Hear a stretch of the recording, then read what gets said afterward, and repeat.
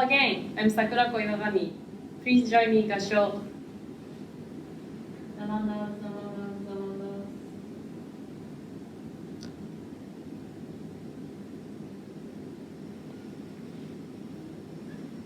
As I mentioned, I'm in Tokyo now, so I'm speaking from our temple in Tokyo.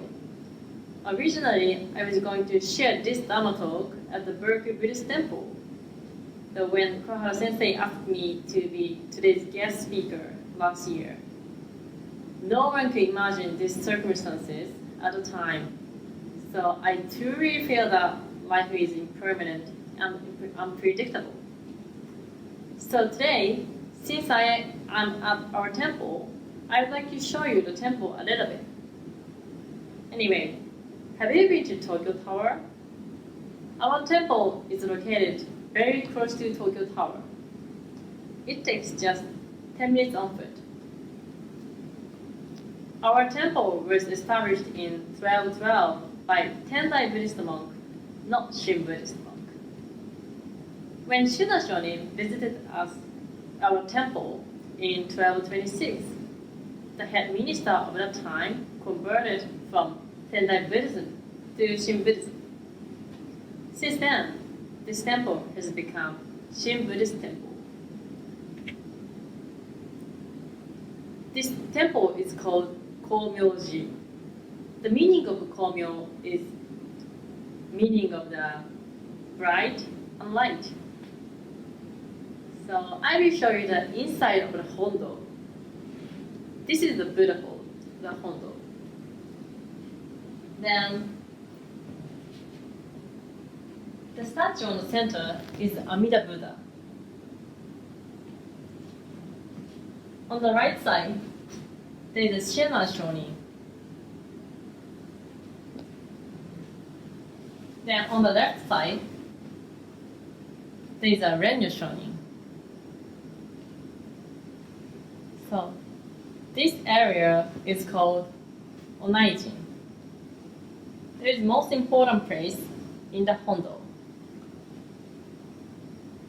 Then next, can you see these paintings on the wall? These paintings are describing the life of Buddha and the Pure Land. These two are description of the Pure Land. Then from here, the life of Buddha begins.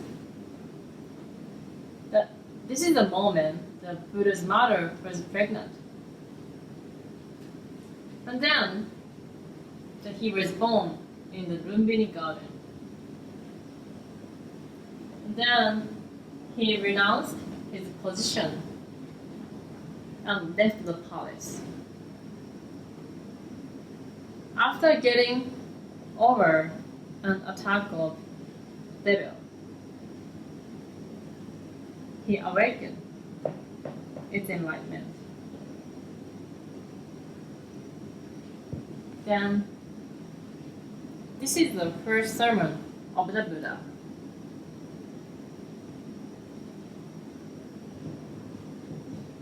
And then,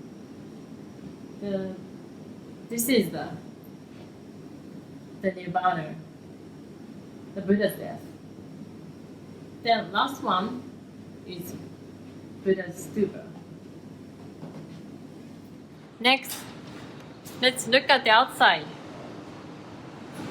This Hondo is located on the second floor, and in front of the Hondo, there is a terrace.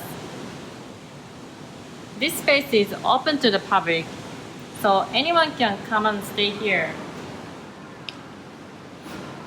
Since there are many people who are working for companies and embassies around here, they often visit here to have their lunch or just relax. Some of them are having their meetings as well. They are spending their time doing whatever they want. You can see cemeteries over there. Also, from here, you can see the Tokyo Tower.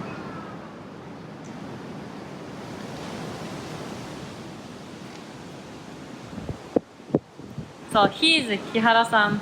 He's one of our priests in our temple. If you have a chance to travel to Tokyo after you're getting over current difficulties due to the COVID, please feel free to visit our temple. That's all for the temple tour. I hope you enjoy it. Kiara-san is also waiting for you. Let's go back to the Dharma talk.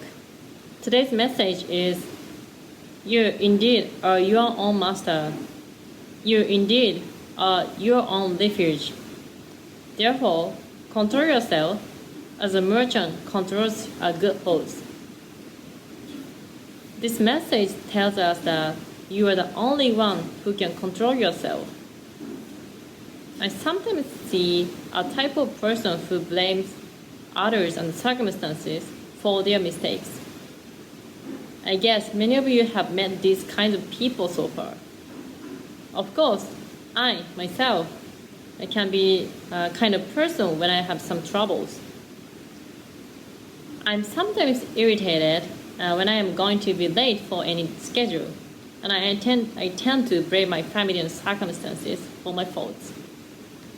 From my experience, that most of the time that I'm irritated, something bad happens to me afterwards.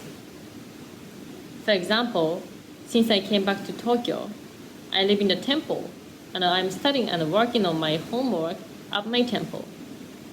So my parents and my grandmother often asks me to help my temple. Helping my temple is good for me, other than when I don't have enough room in my mind.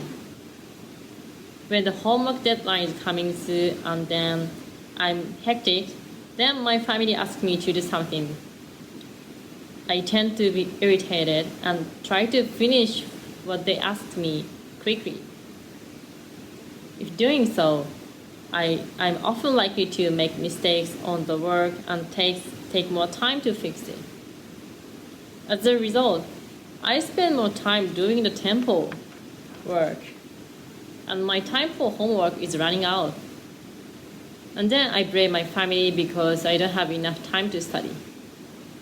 So every time I regret my behavior, I think I should have looked at myself carefully, and I should have controlled myself. However, what is myself? Is myself never changing? Myself has been changing constantly, and myself is interdependent, which means that myself is affected by things that are not myself. Then, what is our master or refuge? How should we take care of our mind and body? The Buddha Dharma would be our master and refuge if we look at the light of the Buddha Dharma. In other words, we can care for ourselves based on the Dharma. Caring for ourselves on the basis of our selfish thoughts tends to promote the ego. Being a master in Buddhism does not need being a master of your own head, being the one in charge.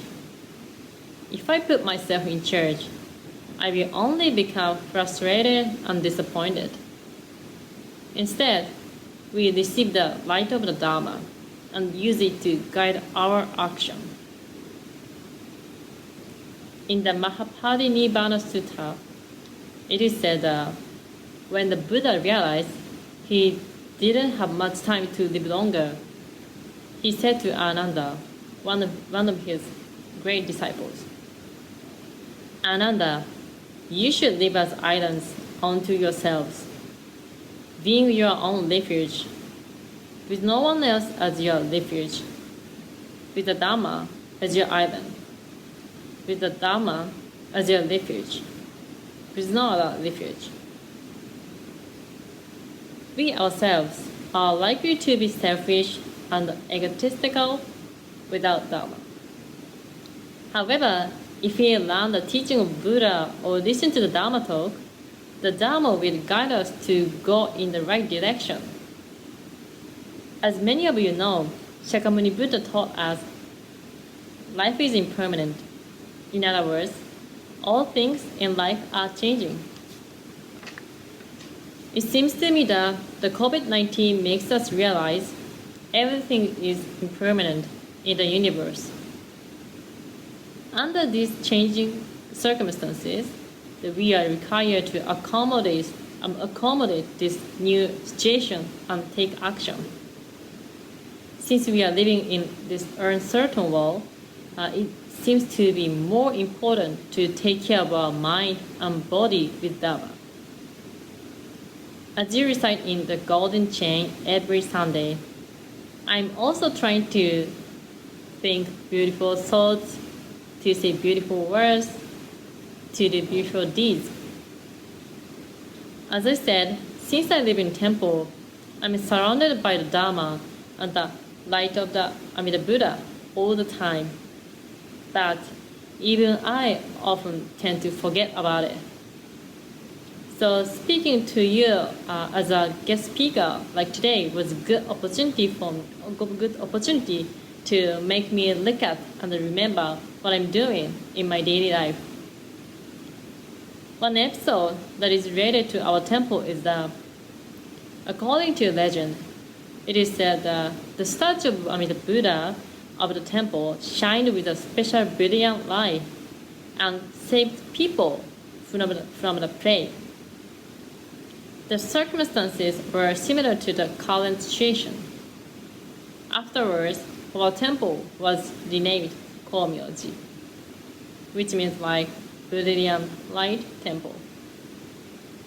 I'm not quite sure whether I could give you the bright light or not today, but I hope you will live your own lives with the teaching of Buddhism, with the light of Dharma.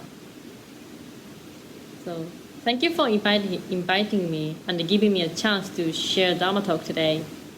I know you are having a hard time, such as due to the COVID, wildfires, and so on. I hope that we meet again, hopefully in person in the near future at the Berkeley Buddhist Temple. Please join me in Gassho. Namada, Samada, Samada, Samada.